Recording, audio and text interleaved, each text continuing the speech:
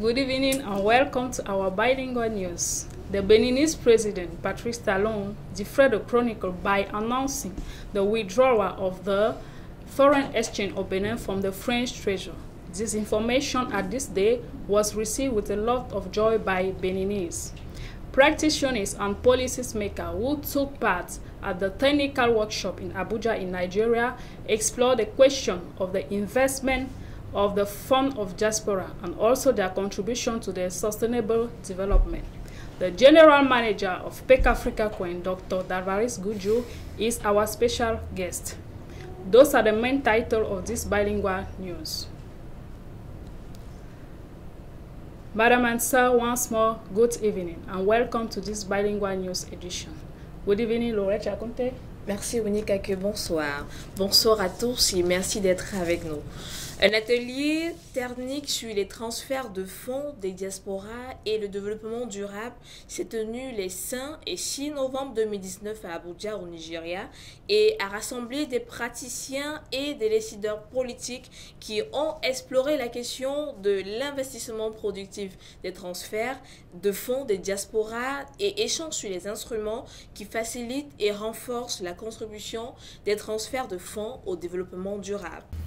Après le long voyage du 4 novembre 2019, sous les auspices d'Aski Island, les participants au Forum économique d'Abuja sur les transferts de fonds de la diaspora et le développement durable prévu les 5 et 6 novembre ont été accueillis au Sheraton, un hôtel international 4 étoiles d'Abuja, au Nigeria.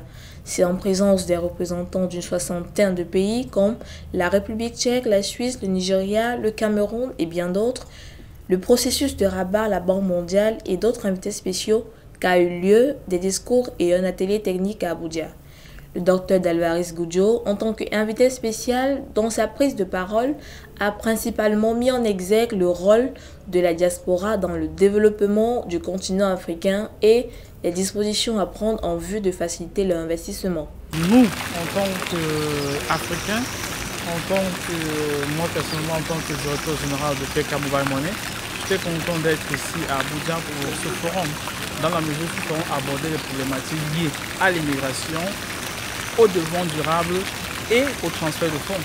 Puisque sur la table, nous sommes confrontés à des problématiques du dialogue entre les États où vont les migrants africains et les États d'où vont les migrants africains.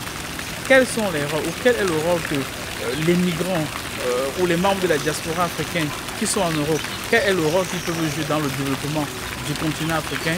Quelles sont les perspectives, quelles sont les dispositions qu'il faut prendre pour faciliter leur investissement sur le continent africain? Ce sont les thématiques qui ont été abordées et nous avons été contents d'être conviés pour ces travaux. Nous avons été contents de donner le meilleur de nous dans les ateliers et nous sommes, en tant que PEC Mobile Money PEC Coin, nous sommes contents d'être au groupe des Africains qui veulent transférer les fonds d'autres nations vers le continent. Pourquoi? Parce que nous pensons qu'aujourd'hui, les Africains qui individuellement ne peuvent pas s'en sortir. Mais s'ils sont ensemble, s'ils se tiennent épaule contre épaule, s'ils se tiennent la main, ils peuvent réaliser de grandes choses. Au-delà des questions de l'investissement des fonds sur le continent africain, le Forum d'Abuja a été pour certains une opportunité favorable et pour d'autres un cadre d'apprentissage permettant de générer un apport nouveau dans le pays, en l'occurrence la République centrafricaine. Il y a eu beaucoup de découvertes vis-à-vis de la diaspora de mon pays, la République centrafricaine. D'où personnellement, à mon retour, je vais essayer de répliquer ce que j'ai appris ici. Et surtout quand on a parlé du développement durable, c'est aussi plus bénéfique pour le pays ici. Sa diaspora pense un peu à son pays d'origine, faire un bond en arrière pour voir ce qui se passe, ça sera aussi une bonne chose. Je dois dire que ce forum était une opportunité assez favorable pour nous autres pratiquants et experts des questions de la diaspora. Il y a plus particulièrement les transferts de fonds de la diaspora qui constituent aujourd'hui une manne financière assez importante en faveur du développement de notre continent qui est l'Afrique. La conférence tenue lors de ce forum à l'hôtel Sheraton à Abuja fait place à la visite des ateliers. Dans l'atelier des experts pour les transferts de fonds, par exemple, le docteur Dalvaris Gudjo a exposé sur le projet PK Africa Coin. Y étaient présents des personnalités renommées à l'instar de Madame Nana, experte consultante de la Banque mondiale, Monsieur Amadou Cissé, directeur exécutif de l'Institut africain de transfert de fonds et bien d'autres experts venus des 4 coins de la planète. L'intérêt des participants s'est manifesté par le flot des questions sur cette présentation et les débats autour de PK Africa Coin qui a atteint au final une durée de 1h45 au lieu de 10 minutes allouées au début. Plus encore, les experts l'ont qualifié comme étant l'un des plus rares projets panafricains qui fédère les Africains de tout le continent de la diaspora, comptant 160 000 membres repartis dans plus de 190 pays. Sur ce, PK Africa Coin n'est qu'un volet. Nous pouvons citer la crypto-monnaie Cori, déjà disponible en vente sur la blockchain, à savoir Cori.biz. Nous avons également le réseau social Dwigo en version test, une plateforme de e-commerce, à savoir aladi.com, et enfin le complexe immobilier qui a vu la pose de la première pierre le 24 octobre 2019 au Cameroun, dans la capitale économique Douala, par le directeur général de PK Africa Coin, le Dr Dalvaris Gudjo. Objectif visant à régler les problématiques liées à l'immigration et au développement durable, ce forum était une opportunité pour faciliter l'investissement sur le continent africain. Nous recevons à présent le directeur général de PK Africa Coin, le Dr Dalvaris Gudjo. Vous revenez fraîchement de cet atelier technique à Abuja au Nigeria. Que peut-on retenir de ce forum?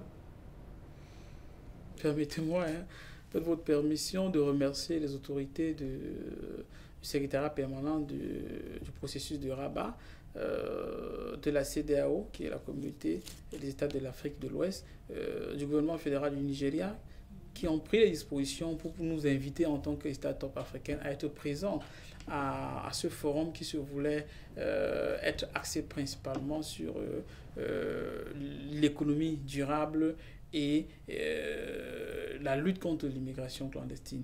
Et nous avons donné le meilleur de nous là-bas, puisque ces différentes autorités ont estimé que PK Africa Coin c'est un exemple sur le continent africain, et surtout que PK Africa Coin a de l'avenir.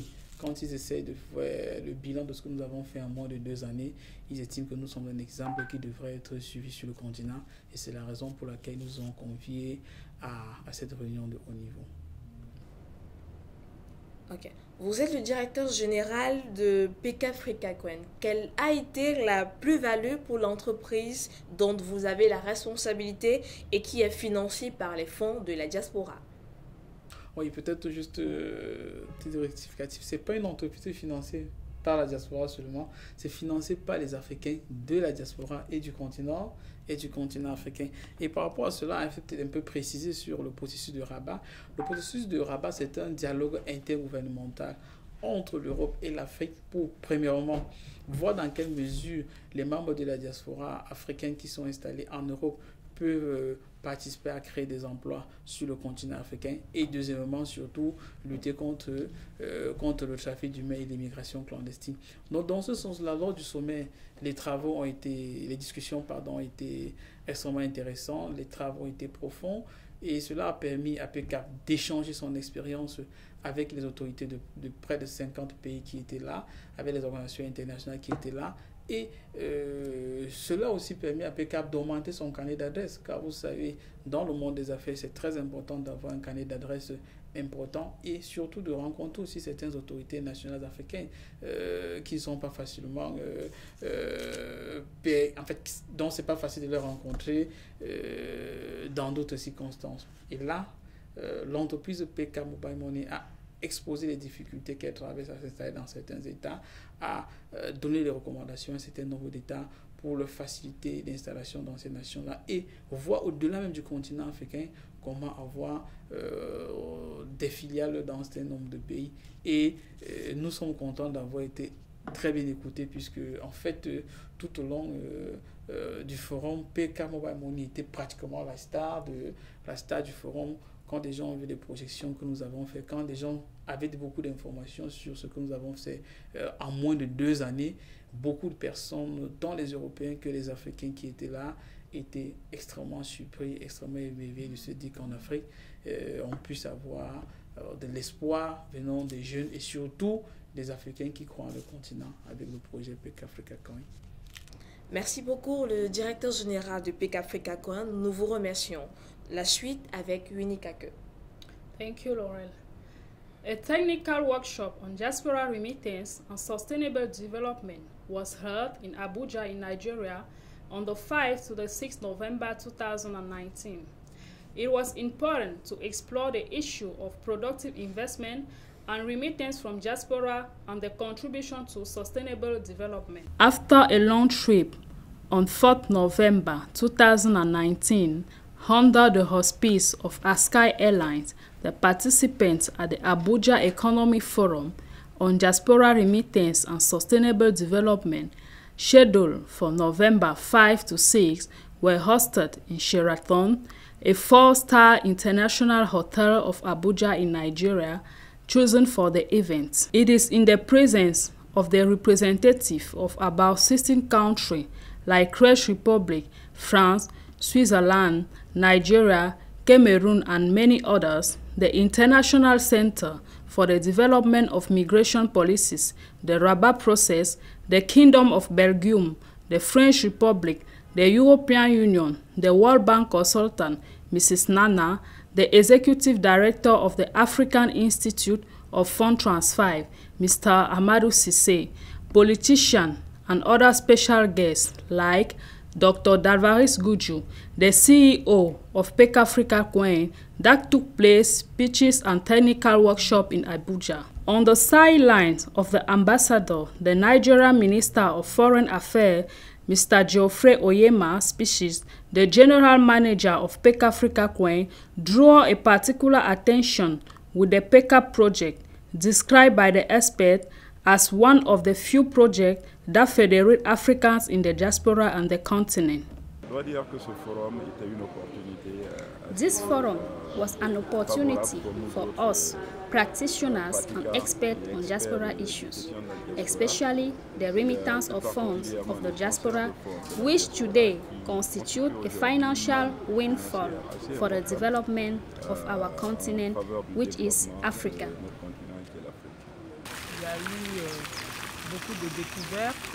There were many discoveries about the Central African diaspora.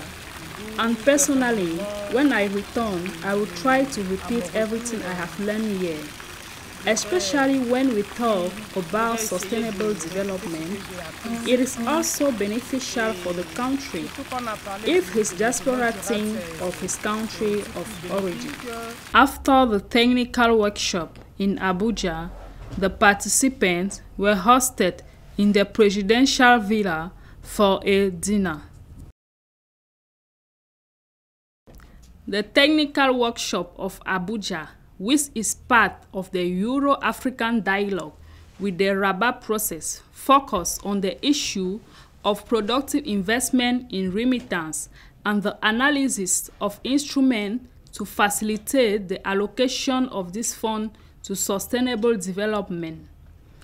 During this forum, the CEO of PK Africa Coin followed up with questions exposed on the project PK before many experts coming from the four corners of the planet.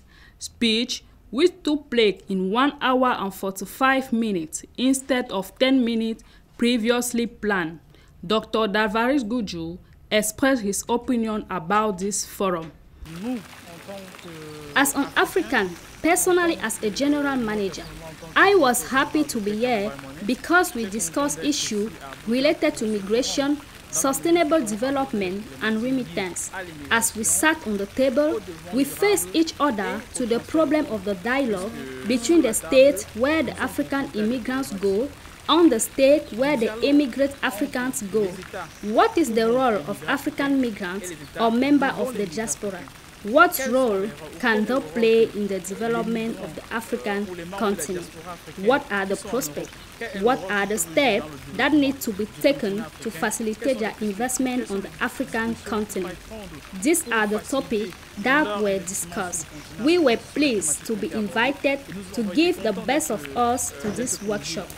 As PECAP Mobile Money, we are happy to be part of the group of Africans who want to transfer the funds of our nation to the continent, and we think that the Africans have to hold hands to achieve great things. We are happy to have been congratulated by our partner. The project described as successful amongst many others in Africa is being financed by the African of the diaspora and the continent. This project grouped together approximately 116,000 members in 119 countries. The PECAP project extends with the social network Diego in test version, his trading platform Aladi.com in test version, the crypto change Cori available on Cori.biz, and his building, which was inaugurated by the first laying stone on the 24th of October in the heart of the economic capital Douala in Cameroon. The forum was then a great success for PECAP, by which the project was appreciated at its fair value. But beyond the exchange with the experts who will help the project to improve further, the project is far-up example for the explosion of African startups. We will receive in our bilingual news the General Manager of PEC Africa Coin, Dr. Davaris Gojo. Once more, you are welcome. Good morning, Winikaku, and thank you to invite me. You return freshly from Abuja Technical Workshop. Please, can you tell me more about this forum? Okay, Winikaku, before everything, let me greet the Permanent Secretary of Rabat Process, the Federal Republic of Nigeria, the ECOWAS, it's the Western African Association of States, who take the disposition to invite us in Nigeria, because they think that PEC Africa Con is the serious company, is the serious startup, and they want to learn about our experiences and our perspective to create the job in Africa. So after that, we can speak more about Rabat Process. Rabat Process is an international dialogue between Europe and Africa to fight human traffic and to help to develop African continent, because the Europeans conclude that it cannot be easy if they want to fight against human traffic, if they want to develop the African continent, if they don't have the serious dialogue with the company and the person who create the job in Africa.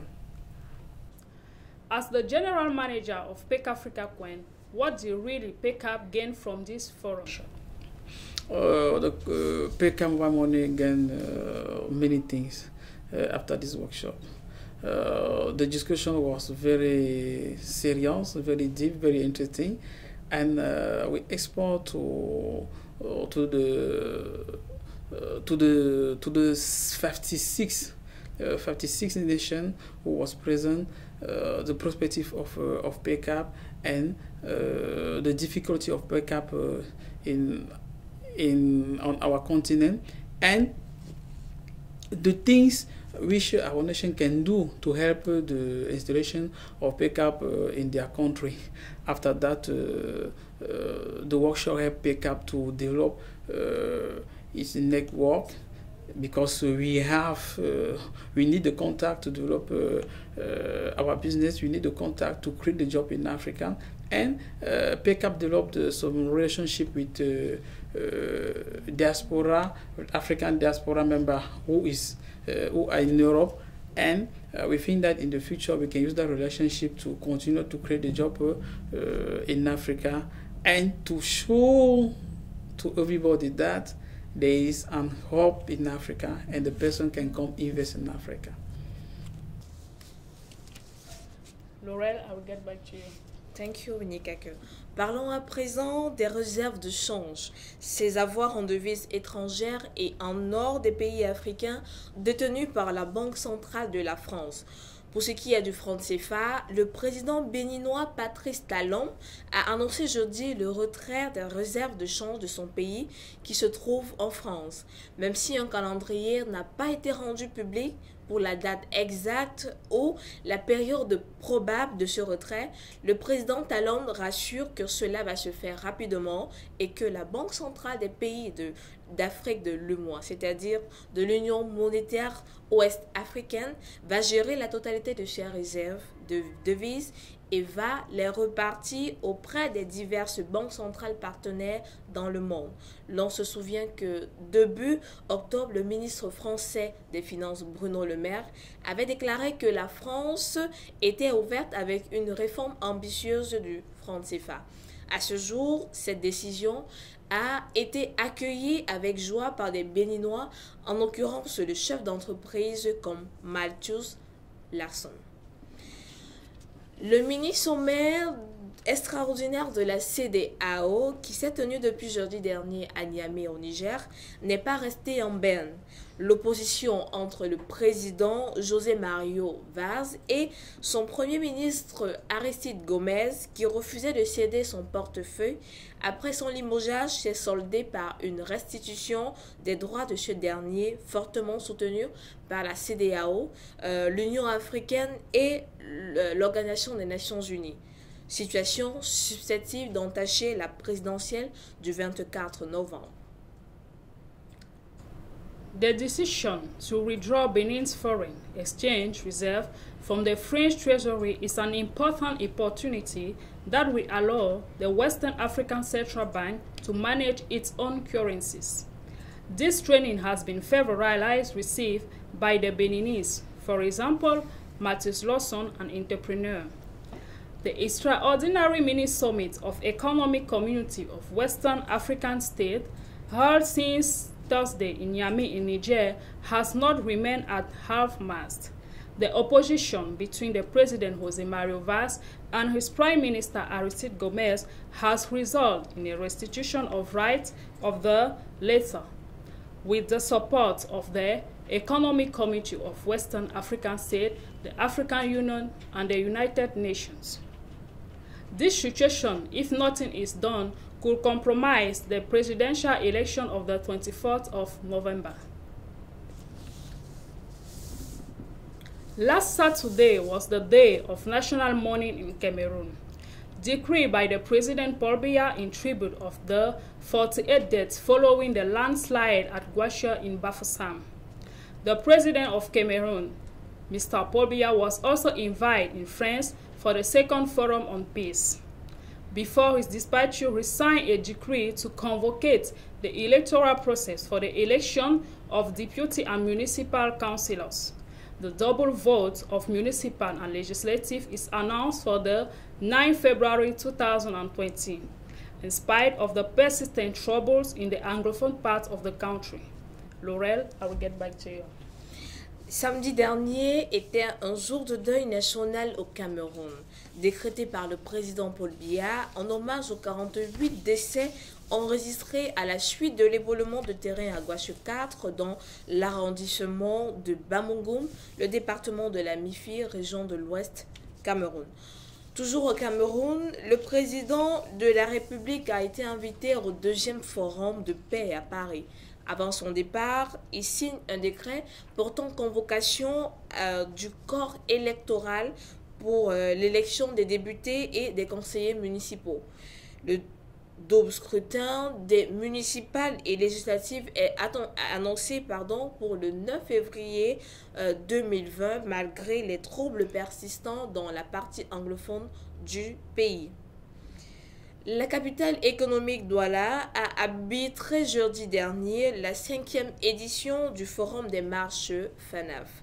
Les assureurs et les experts ont levé un pan de voile sur la nécessité de la rélecture du traité CIMA, afin de lui donner une nouvelle orientation sur le marché de l'assurance 25 ans après sa mise en œuvre.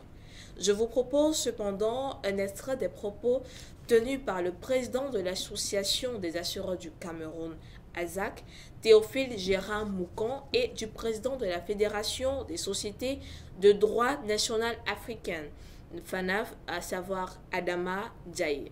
Après 25 ans, une relecture s'impose, ne serait-ce que parce qu'il y a des évolutions technologiques, démographiques, politiques, environnementales qui font que, à date, les textes qui ont été pris il y a 25 ans ne peuvent que être dépassés. Il y a donc nécessairement des adaptations à faire et ça ne peut être fait que dans le cadre d'une relecture critique de ces textes de manière à leur apporter les corrections qui s'imposent. L'assurance a toujours été une activité domestique avec un régulateur domestique et des acteurs qui sont agréés pour opérer sur un marché. Aujourd'hui, il faudrait qu'on puisse réfléchir sur comment casser les frontières pour suivre ces mouvements qui est l'édification d'une zone de libre-échange à l'échelle continentale. Est-ce qu'il faudra un agrément unique? Est-ce qu'il faudra des agréments régionaux? Et est-ce qu'il faudra mettre sur un même terrain de compétition des acteurs qui nous viendront d'Afrique du Sud, qui sont aussi des Africains, du Maroc? Et je dois le dire, les acteurs les plus modestes d'un marché comme le Maroc de l'Afrique du Sud font un chiffre d'affaires qui est quasiment l'équivalent du chiffre d'affaires du marché camerounais. C'est dire donc qu'on ne boxe pas dans la même catégorie. Il faudrait voir quelles mesures d'accompagnement mettre en œuvre, quels critères de convergence imaginer. Mais c'est toute une réflexion qui sera stimulante. Et au sortir de cela, je pense, c'est l'assurance qui gagnera. Le Cameroun a été pris pour exemple le 6 novembre à Douala pour échanger avec les hommes de médias sur la prévention de l'exploitation de l'environnement en temps de guerre et de conflits armés. Consacrée par les Nations Unies, la célébration de la journée de la protection de l'environnement en temps de conflits armés est une première édition au Cameroun. C'est au lieu dit Centre multifonctionnel Jeunes de Douala 3e qu'un dynamique camerounais passionné par les questions de la préservation de la nature a donné une conférence de presse le mercredi 6 novembre 2019. Donc nous avons choisi cette journée, une journée qui a été consacrée par les Nations Unies depuis 2001 et c'est la première fois que cette journée est célébrée aujourd'hui. En marge de la sensibilisation, cette journée lance à travers les médias un appel fort aux politiciens dont l'égoïsme engendre la guerre. Le défi consiste à se positionner en tant que défenseur des victimes silencieuses des guerres, au rang desquelles on dénombre la faune, la flore, l'eau, l'air et la végétation. Journée consacrée à la journée internationale de la préservation de l'exploitation de l'environnement en temps de guerre et en temps de conflit. Nous l'avons choisi parce que le Cameroun est aujourd'hui en proie à un certain nombre de conflits armés. Par exemple, Boko Haram dans l'extrême nord, les incursions des rebelles centrafricains dans nos frontières à l'est et surtout nos eaux, qui sont des activités entre guillemets qui malheureusement mettent en mal tout ce qu'il y a comme composante naturelle de notre environnement. La guerre, en plus d'être un instrument de violation des droits de l'homme, est une situation désastreuse dans laquelle aucune réparation à l'identique n'est possible. En bref, pour parler comme disait Imkwa, il vaut mieux ne pas faire la guerre, sinon faire la guerre dans un contexte de protection des éléments de la nature. Et même s'ils doivent choisir de faire la guerre, même si c'est l'option qu'ils ont choisi de faire la guerre, on peut faire la guerre tout en protégeant les composants naturels de l'environnement, les composants physiques de l'environnement, à savoir les parcs. On peut protéger les cours d'eau, on peut protéger la forêt, on peut protéger nos écosystèmes, on peut entretenir les équilibres de nos écosystèmes, on peut protéger la flore, la faune. Le budget de l'exercice 2020 de la communauté urbaine de Douala est connu. Il est de 57 milliards de francs CFA, une augmentation de 8 milliards par rapport au budget de l'exercice précédent. Cette annonce a été faite par le Dr Fritz Tonnet au cours de la session ordinaire du Conseil du 4e trimestre. Et comme le dit le délégué du gouvernement, que nous allons écouter dans quelques instants, la communauté urbaine allait mieux se porter s'il n'avait pas des arriérés de recouvrement de l'ordre de 40 milliards de francs CFA. Bon, nous venons de voter le budget de l'exercice 2020, qui est la première année de notre 3e triennat, dans le cadre de l'avènement du budget programme, puisque la communauté urbaine de Douala est arrimée au budget programme depuis 2014. La première chose qu'il faut retenir, c'est la configuration, l'architecture de ce budget programme. Nous avions jusque-là 17 programmes issus de 5 axes de développement. Le ministère de la décentralisation et du développement local, dans le souci d'harmonisation et de plus de clarté, a demandé que tout le monde soit dans un format de 4 programmes. C'était la première difficulté. The economic capital of Cameroon, Douala, has held last Thursday the 5th edition forum of the FANAF markets. The experts on insurance brought up the necessity to revise the CIMA Treaty after 25 years of implementation. The Cameroon was taken as an example to exchange with the media about the protection of the environment in time of armed conflict. Dedicated by the United Nations, the celebration of the Day of Protection of the Environment in time of armed conflict is a first edition in Cameroon. It is at a place called Multifunctional Center Youth of Douala Troisième that a dynamic Cameroonian, passionate about the question of the preservation of nature, gave a press conference on Wednesday, 6 November 2019. Apart from sensibilization, this day launched through the media a strong call for politicians would against breed war. The challenge is to position as a defender of the silent victim of war. We can count the fauna, the flora, the water, the air and the vegetation. War, in addition to being an instrument of violation of human rights, it is a disastrous situation in which any repair in the identical is not possible. In short, to speak as DJ Yimkwa, it is better not to make war, if not to make war in a context of protection of the component of nature. The budget of the urban community of Douala is known. It is 57 billion of francs CFA, an increase of 8 billion over the previous budget.